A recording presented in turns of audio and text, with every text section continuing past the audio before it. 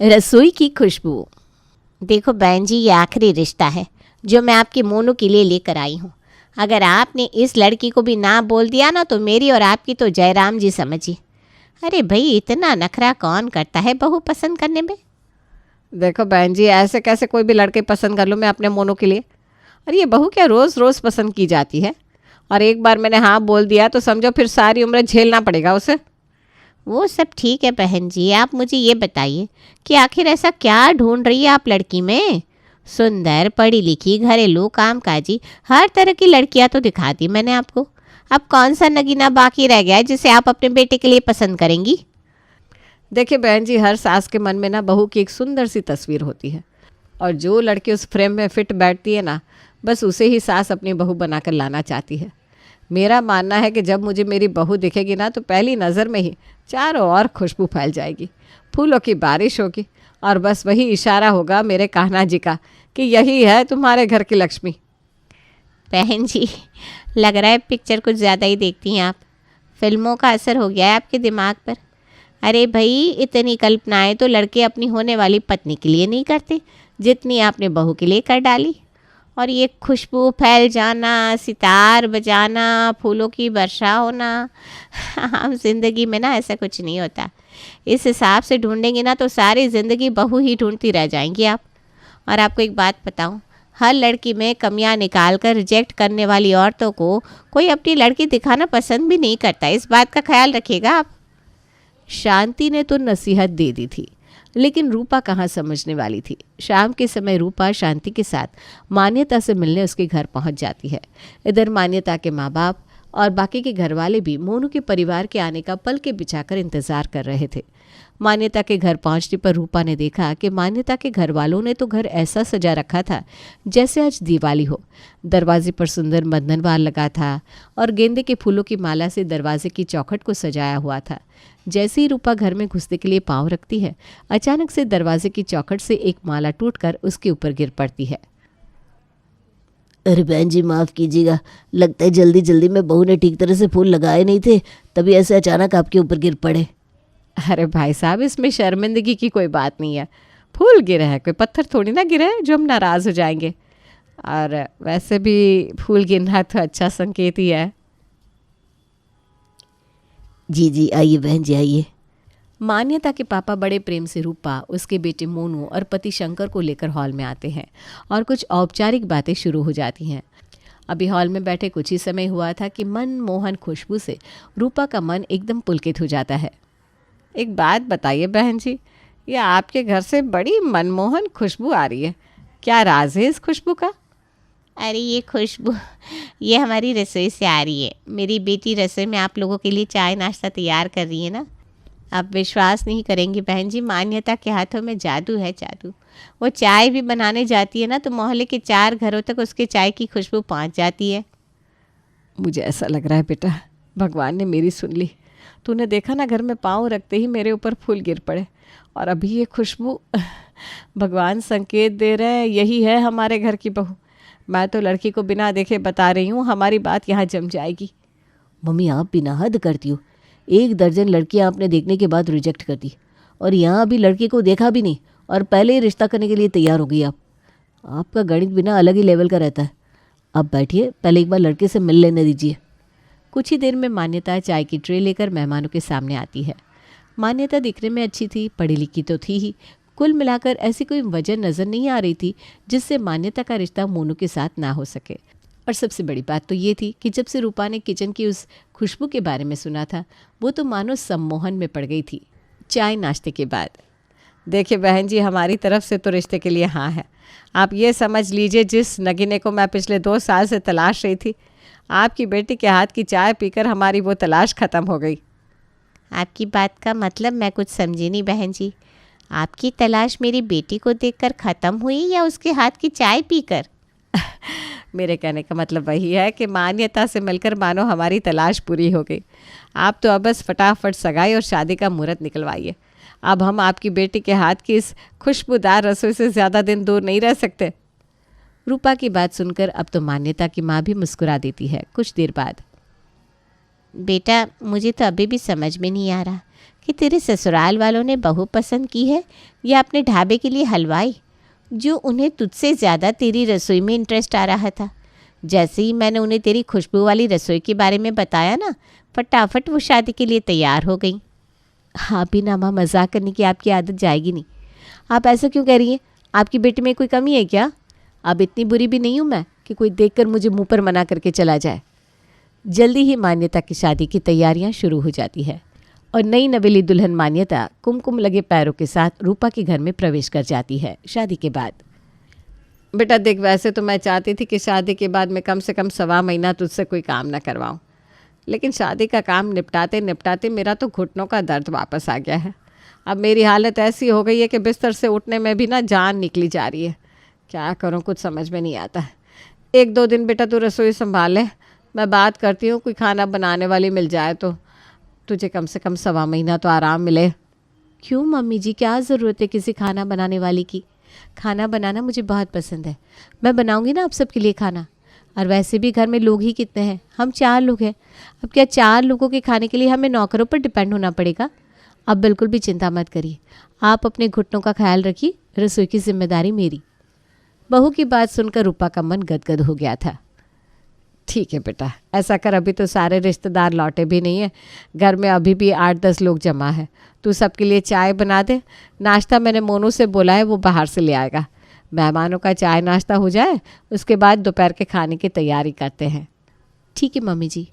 मान्यता जाकर रसोई में सबकी चाय बनाने लगती है, लेकिन मान्यता के रसोई में जाने के बाद जो खुशबू आनी शुरू होती है, सभी रिश्तेदार उससे मंत्रमुग्ध हो जाते हैं।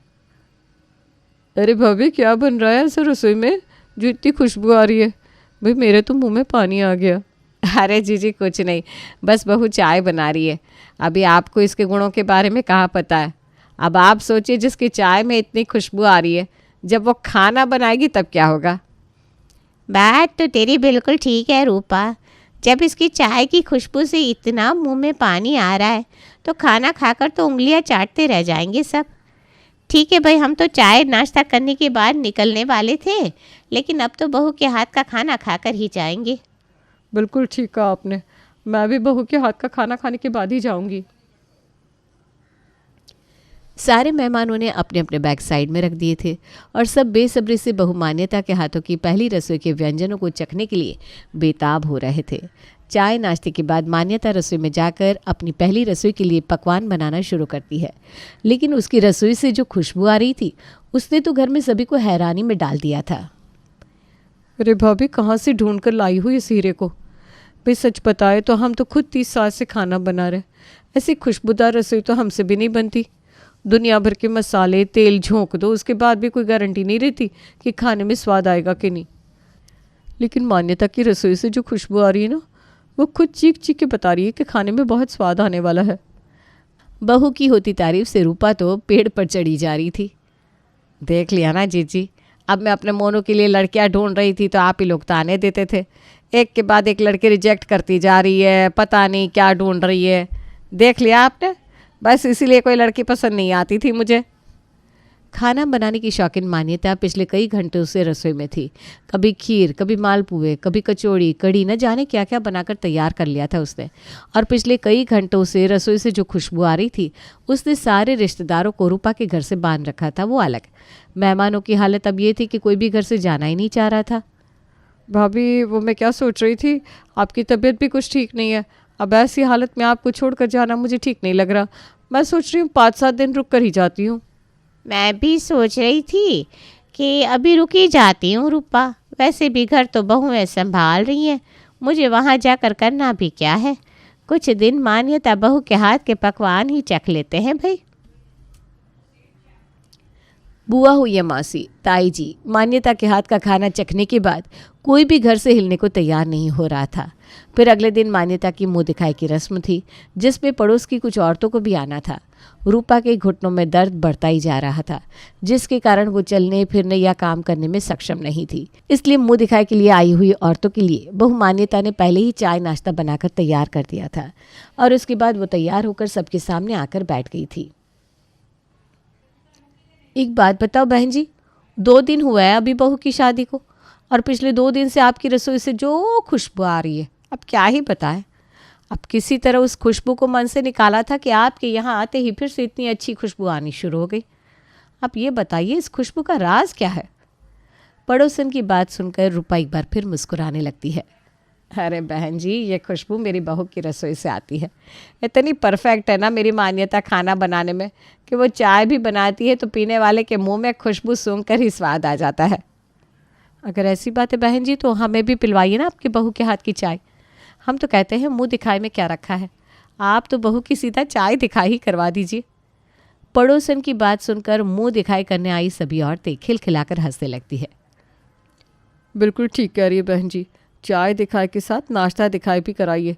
सजी सवरी दुल्हन ने तो बहुत देख ली, ये खुशबूदार खाना बनाने वाली पहली बार देख रहे हैं। जा बेटा, ये घूंघट करने से अब कोई फ़ायदा नहीं। अब तेरे रूप की नहीं गुणों की चर्चा हो रही है यहाँ पर। तू जाकर पहले चाय नाश्ता ही लेकर आ। सास के कहने पर मान्यता जाकर सबके लिए चाय नाश्ता लेकर आती है। चाय नाश्ता देखकर सभी पड़ोसन वाह वाह करते नहीं थक रही थी, क्योंकि खाने का स्वाद ही नहीं खुशबू भी लाजवाब थी। कुछ देर बाद सभी औरतें मुंह दिखाई का लिफाफा बहू को पकड़ाकर ढेर सारा आशीर्वाद देकर वहाँ से चली जाती हैं। बहू एक बात कहूँ, आज तूने मेरा सर गर्व से ऊंचा कर दिया।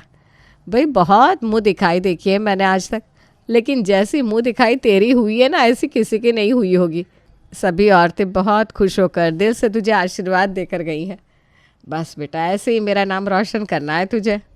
जी माँ जी। अभी तक तो सब सही था। सभी लोग नई बहू मान्यता की खूब तारीफ कर रहे थे और रूपा को भी ऐसी काबिल और गुणी लड़की ढूंढकर लाने के लिए ढेरों बधाइयाँ मिल रही थी। लेकिन मुसीबत तो तब शुरू हुई जब मान्यता की खुशबू वाली रसोई के सम्मोहन में पूरा मोहल्ला ऐसा पड़ा कि लोग बेशर्मी पर उतारू हो गए। अगले दिन सवेरे, बहन जी सुना आपकी घुटनों में बड़ा दर्द है, सोचा चलकर आपके हालचाल ले लूँ। हाँ बहन जी, दर्द तो है, वैसे डॉक्टर को दिखाया है, जल्दी ही आराम मिल जाएगा। अरे बहू कहाँ है? लग रहा है उसने देखा नहीं कि मैं आपसे मिलने आई हूँ। आवाज़ लगाइए ना उसे, कम से कम चाय तो पिलाई दे, वही अपने हाथ की खुशबू वाली चाय। अभी कहती हूँ, आप बैठिए। अभी पड़ोसन अर्चना को आए 5 मिनट भी नहीं हुए थे कि तभी सामने वाले घर में रहने वाली विनीता दरवाजे पर आकर घंटी बजा देती है। वाह बहन जी, आपकी किचन की चाय की बड़ी अच्छी खुशबू आ रही थी। मैंने सोचा जब बहू चाय बना रही है तो 1 कप चाय मैं भी पीती चलूं। हाँ बहन जी, क्यों नहीं, आप भी आइए। मैं बहू को बोलकर 1 कप चाय और बढ़वा देती हूँ। अरे रुक रुक, जब चाय का पानी बढ़वा रही है तो 1 कप मेरे लिए भी बढ़ावा दीजिएगा। मैंने जब देखा कि अर्चना जी, विनीता जी आपके यहाँ आ रहे हैं तो सोचा मैं क्यों पीछे रहूँ, बहू के हाथ की चाय तो मुझे भी मिलनी चाहिए। पड़ोसनों को ऐसे लाइन लगाकर चाय पीने की होड़ मचाते देख अब रूपा का माथा थोड़ा ठनकने लगा था, लेकिन फिर भी दरवाजे पर आए अतिथि का अपमान तो नहीं कर सकते थे। अब तो ये रूपा की मुसीबत बन गई थी। बहू के हाथ का खाना खाने के बाद जो रिश्तेदार एक बार घर आते वो जाने का नाम ही ना लेते, और पड़ोसनों ने तो ऐसा जीना मुश्किल करके रखा था कि रूपा बिल्कुल परेशान हो गई थी। वक्त बेवक्त कोई ना कोई पड़ोसी घर पर टपक पड़ता और फिर चाय नाश्ते की डिमांड करने लगता। इतनी महंगाई का ज़माना है और रिश्तेदार हो या पड़ोसी सब एक नंबर के बेशर्म बन गए हैं। कितनी मुश्किल से तो जीजी को यहाँ से टरकाया है। कहाँ तो शादी के अगले दिन जाने वाली थी वो, और कहाँ अब शादी के 1 महीने बाद यहाँ से गई है। और ननद का क्या बोलूँ, मेरी खुद की बहन यहाँ से जाने को तैयार नहीं थी। वो तो उनकी बहू ने शोर मचाया, वरना तो मुझे लगता है अभी 2-4 महीने और रुकती। और ये एक मुफ्तखोर पड़ोसन, इतना महंगा दूध हो रहा है। मेरे यहाँ क्या डेयरी खुली है जो मैं दिन में 10-10 बार पड़ोसियों को चाय पिलाती रहूँ? बस बात हो गया, तंग हो गई हूँ मैं। देख बहू, कोई ज़रूरत नहीं है इतना खुशबूदार खाना बनाने की। अरे ऐसी खुशबूदार रसोई का क्या फ़ायदा है जिससे खींचकर लोग रोज़ मक्खियों की तरह रसोई के आसपास भिन भिनाते फिरें? लेकिन माँ जी, मैं तो इतनी साफ़ सफाई रखती हूँ, घर में एक भी मक्खी नहीं है। अरे बहू, तू बिना बात का मतलब नहीं समझती। मक्खियों से मेरा मतलब है इन बिन बुलाए मेहमान और पड़ोसी। माँ जी देखिए, आप अच्छा समझे या बुरा, लेकिन मुझे तो ऐसा ही खाना बनाना आता है और ये तो मेरा गुण है। अब आप उसके लिए भी मुझसे नाराज़ होंगी क्या? पता नहीं किस मनहूस घड़ी में मैंने इसकी खुशबू वाली रसोई की तारीफ करी थी। जीना मुश्किल करके रख दिया है रिश्तेदार और पड़ोसियों ने। एक जाता नहीं दूसरा आकर बैठ जाता है। इतने ढीढ़ है सबके सब, चाहे जितनी बेइज्जती कर दो लेकिन 2 दिन बाद फिर आकर टपक जाते हैं। बड़े बेटे की शादी को अभी 6 महीना ही बीता था कि एक दिन पुणे में रहकर नौकरी कर रहे उसके छोटे बेटे सोनू का उसके पास फ़ोन आता है। मम्मी, आपको एक बात बतानी थी, आप प्लीज़ नाराज़ मत होना। मैंने शिखा से शादी कर ली है, मैं उसे लेकर घर आ रहा हूँ। वो एक्चुअली में उसके पापा बहुत बीमार थे और वो चाहते थे कि उनकी आंखों के सामने उसकी शादी हो जाए, इसलिए बिना कुछ सोचे समझे जल्दबाजी में मुझे ये डिसीजन लेना पड़ा। मम्मी, अब सुन रही हो ना? सुन रही हूँ बेटा, अब जो हुआ सो हुआ। बहू को लेकर घर आ जा, हम लोग यहाँ पर तुम दोनों की रिसेप्शन पार्टी कर देंगे। चलो अच्छा हुआ कि घर में छोटी बहू आ रही है। अब मैं कुछ दिनों के लिए बड़ी बहू को खाना बनाने से ही मना कर दूँगी और छोटी बहू को रसोई की जिम्मेदारी सौंपूंगी। जब लोगों को मान्यता के हाथ का खाना नहीं मिलेगा तो ये रिश्तेदार और पड़ोसी अपने आप जान छोड़ देंगे, वरना इन ढीठ लोगों से सीधे तरीके से पीछा नहीं छूटेगा। 3 दिन के अंदर सोनू अपनी पत्नी शिखा को लेकर आ गया। यहाँ आने के बाद रूपा दोनों की रिसेप्शन पार्टी करवाती है। पार्टी के 3 दिन बाद, छोटी बहू आज से रसोई की जिम्मेदारी तुम्हारी और बड़ी बहू घर की साफ सफाई और बाकी कामों की जिम्मेदारी तुम्हारी। अरे भाभी, ऐसा करो कि लगे हाथ छोटी बहू की पहली रसोई की रस्म भी पूरी करवा दो। हम भी तो देखें छोटी बहू के हाथ में मान्यता बहू की तरह स्वाद है कि नहीं। अरे चाहे जितना स्वाद हो छोटी बहू के हाथ में, लेकिन कम से कम मान्यता की तरह रसोई से खुशबू तो नहीं आएगी। उस खुशबू से पीछा छूटे भाई, मैं तो परेशान हो गई हूँ। थोड़ी देर बाद छोटी बहू शिखा अपनी पहली रसोई की तैयारी करने लगती है। अरे वाह रूपा, तेरी छोटी बहू बिल्कुल बड़ी बहू की परछाई है, परछाई। देख तो, उसकी रसोई से भी बिल्कुल वैसी ही खुशबू आ रही है जैसी बड़ी बहू की रसोई से आती थी। अब बस स्वाद का इंतज़ार है। रूपा भी हैरान थी कि ऐसा कैसे हो सकता है कि छोटी बहू की रसोई से भी बिल्कुल वैसी ही खुशबू आ रही थी जैसे कि बड़ी बहू की रसोई से आती है। कुछ देर बाद छोटी बहू शिखा तरह तरह के पकवान लाकर डाइनिंग टेबल पर लगा देती है। सभी पकवानों की खुशबू ने मेहमानों का मन मोह लिया था। अरे भाभी, छोटी बहू तो स्वाद में बड़ी से भी 4 कदम आगे है। भाई वाह, पहला टुकड़ा मुंह में डालते ही ऐसा लगा जैसे अमृत चिख लिया मैंने।